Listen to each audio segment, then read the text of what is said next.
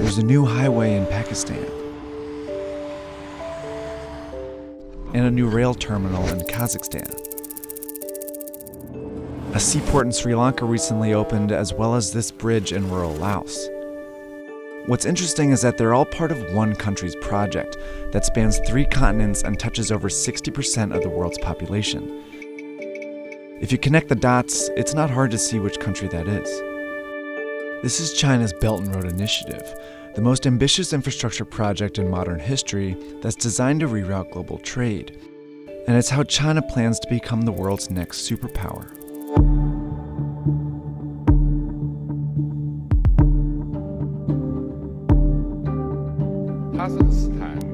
Kazakhstan. It's 2013, and Chinese President Xi Jinping is giving a speech in Kazakhstan, where he mentions the ancient Silk Road, a network of trade routes that spread goods, ideas, and culture across Europe, the Middle East, and China as far back as 200 BC.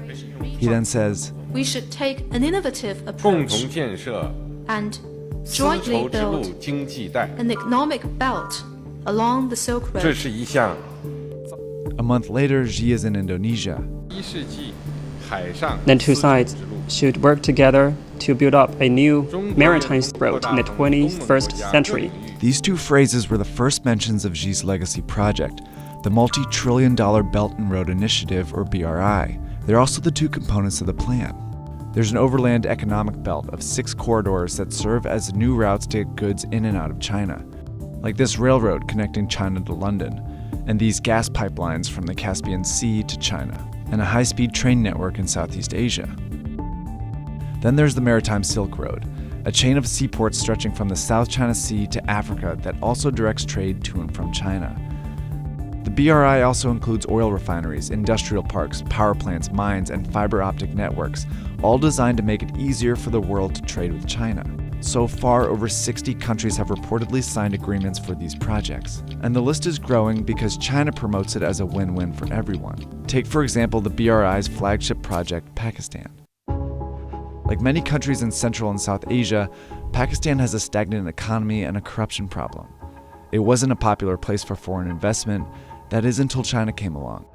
In 2001, China offered to build a brand new port in the small fishing town of Gwadar. By 2018, the port, as well as a highway and railway networks, became a $62 billion corridor within the BRI. It's where the economic belt meets the Maritime Silk Road, and it seemed to benefit both countries. Pakistan saw its highest GDP growth in 8 years and forged a tight relationship with a major world power. China, on the other hand, secured a new alternative route for goods, especially oil and gas from the Middle East. Through projects like these, it also found a way to boost its economy.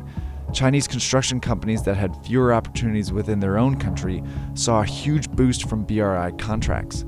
7 out of the 10 biggest construction firms in the world are now Chinese. What tips the balance in China's favor even more is a requirement that it be involved in building these projects. In Pakistan, for example, Chinese workers have directly built projects like this highway here, and a Chinese firm has worked with locals on a railway here in Serbia. China's involvement is one of its very few demands, and that's set these deals apart so far. See, typically, to get investment from the West, countries have to meet strict ethical standards. But China's offered billions of dollars, mostly in loans, with far fewer conditions. So it's no surprise the BRI has been a big hit with the less democratic countries in the region. China has signed agreements with authoritarian governments, military regimes, and some of the most corrupt countries in the world. It's even affiliated with Afghanistan, Ukraine, Yemen, and Iraq, all currently splintered by conflict. Because of China's willingness to loan money to unreliable countries, many experts have called the BRI a risky plan. Eventually, these countries will have to pay China back, but corruption and conflict make that payback unlikely. A recent report found that many of the countries indebted to China are very vulnerable, including 8 that are at high risk of being unable to pay. So why does China keep lending? Because there's more to the BRI than just economics. In Sri Lanka, China loaned about $1.5 billion for a new deepwater port.